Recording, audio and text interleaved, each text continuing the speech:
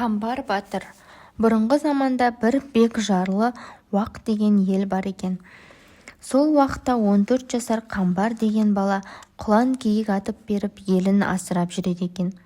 Уақ елінің жел жағында 6 күншілік жерде Әзімбай деген ханның елі бар екен.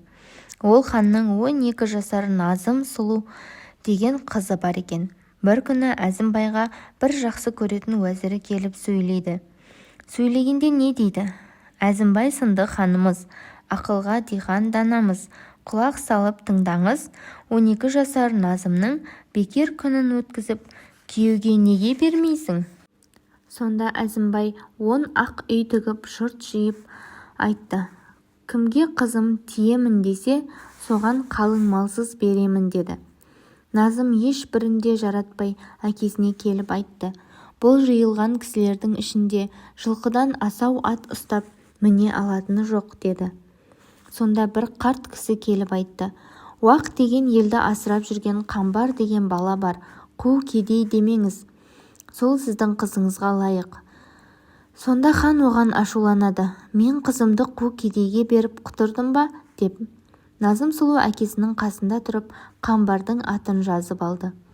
Бір күні Қамбар батыр құлан киік атып бір өткелден өтіп, арғы жағына шыға келсе, Назым сұлу өткелдің аузында 40 қызбен сейілге шығып шатыр тігіп отыр екен. Қамбарды көріп айтады. Хан сүйекті Қамбар-ау, қара қасқа тұлпардың өкпе бауыр жалы бар-ау, біздікіне келе кет, қант пен мейіз шай бар-ау. Қамбар батыр оған қайрылмай жүріп кетеді.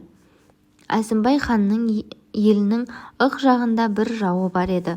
Орманбет деген ханның елі еді. Орманбет Әзімбайға Жалманбет деген уәзірін жібереді. Маған Назым сұлуды берсін деп.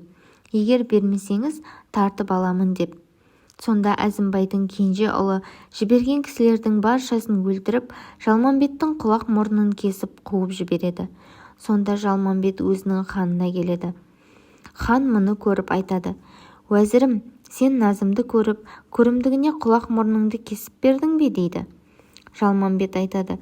Жіберген кісілеріңіздің бәрін өлтірді, менің құлақ мұрнымды кесіп алды дейді. Орманбет бек қатты ашуланып, көп әскер жиғызып, Әзімбай ханның еліне таман жүрді. Сонда Әзімбай бек қатты қорқып, Қамбарға 2 уәзірін жіберді. 2 би Қамбарға келіп айтты. Сені Әзімбай хан жауымды мұқатып берсін деп шақыртқалы бізді жіберді. Егер жауын мұқатып берсең, Назым сұлуды саған береді. Бұлардың сөзін естіп болған соң, Қамбар қара қасқа атына мініп, Әзімбайдың еліне келіп жауын жеңіп беріп, Назымды аламын деп, Әзімбайдың отырған үйіне келіп кірді. Әзімбай, сендей қу кедейге қызымды бермеймін деп айтты. Сонда Қамбар ашуланып, жұртыңа шабамын деп тағы атына мінді. Мұны көріп ханның бұрынғы жақсы көретін уәзірі келіп ханға айтты. Сіздің қызыңызды Қамбарға беріңіз, мұнан жақсы күйеу таба алмассыз деп. Сонда хан бермек болып, ат шаптырып, той қылып, көп жылғы айдатып жөнелтті. Сөйтіп Қамбардың арқасынан Уақ елі байыды.